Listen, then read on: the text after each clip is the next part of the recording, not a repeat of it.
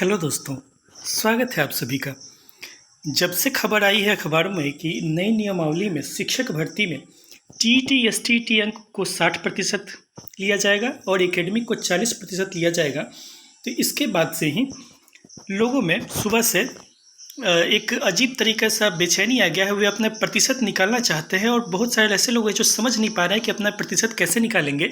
तो उनको अभी हम लोग प्रतिशत निकाल कर दिखाएंगे। इसे तैयार किया हमारी टीम के सदस्य सुधांशु रंजन जी।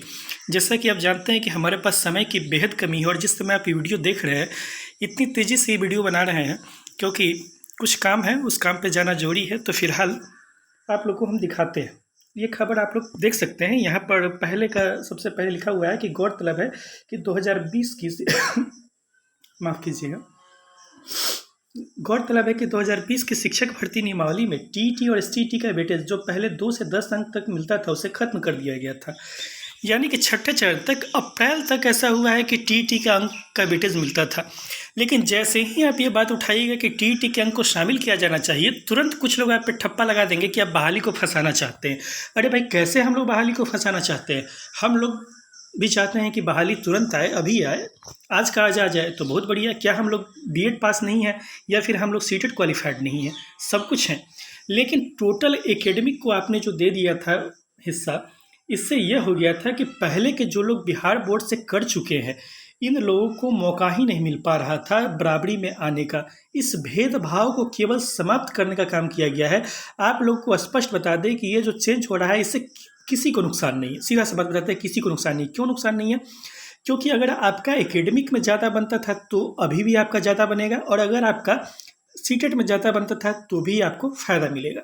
दिखाते हैं कैसे, अभी तुरंत कैलकुलेट करके दिखाएंगे कि किस तरीके से आप ऐसे कर सकते हैं। फिलहाल यहाँ पर देखिए लिखा हुआ है भर्ती का नया फार्मूला ये होगा। ये जो फार्मूला यहाँ लिखा हुआ है, अभी हम लोग इसी को आधार बना के चल रहे हैं। थोड़ा बहुत अगर परिवर्तन होता है बाद में तो फिर संशोधन करके आप लोग को दिखाया जाएगा। हम लोग फिलहाल केवल 1 to 5 और 6 to 8 की बात करते हैं। 1 to 5 में यहाँ लिखा हुआ है कि मैट्रिक, इंटर और प्रशिक्षण के कुल प्राप्त अंकों के योग को 3 से भाग देने पर कुल मेधा अंक आएगा। इसका 40% निकाला जाएगा। बीटेड या सीटेड के कुल अंकों का 60% निकाल कर दोनों को जोड़कर फाइनल मेधा सूची बनेगी।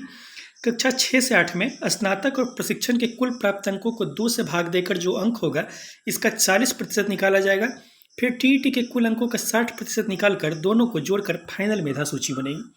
कुछ लोग ये बोल रहे हैं कि क्या इसका मतलब ये है कि हमको सीटेट में 60% नंबर आना चाहिए? नहीं, ऐसा नहीं है।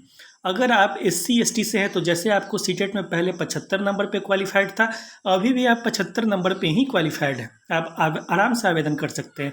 आप अगर महिला हैं तो पहले 82 पर आप आवेदन कर पा रही थी, अभी भी आप 82 पर ही आवेदन कर पाएंगी। कोई चेंजिंग नहीं हुआ है।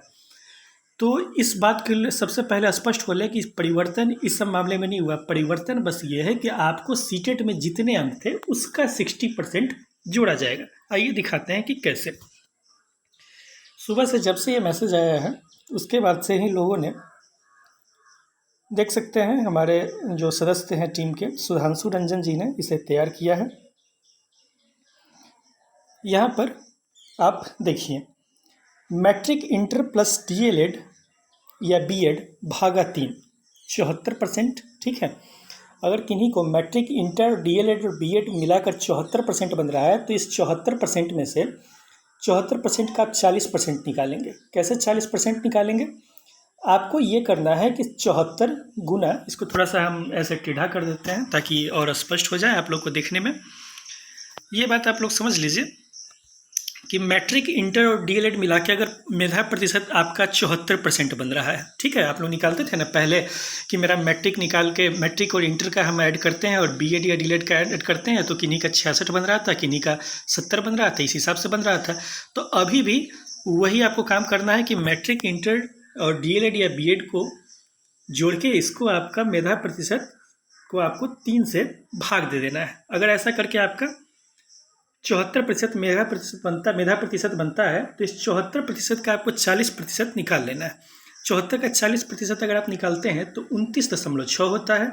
और सीटेट या बीटेट में मानते हैं कि किन्हीं अभ्यर्थी को 150 में से 105 आया है, तो 150 में से 105 आया है तो इनका 70% अंक बनता है। इस 70% का आपको 60% निकालना है। 70% का 60% अगर आप निकालते हैं तो 42 बनता है।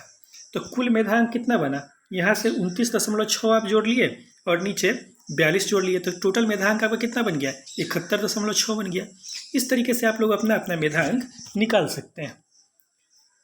हो सकता है कि थोड़ी सी त्रुटि कुछ लोगों को लग रही हो, लेकिन ऑलमोस्ट ऐसा ही है। थोड़ा और स्पष्ट होते हैं तो शाम तक स्पष्टीकरण के साथ फिर मिलते हैं आप लोग से। तब तक के लिए धन्यवाद। Thank you.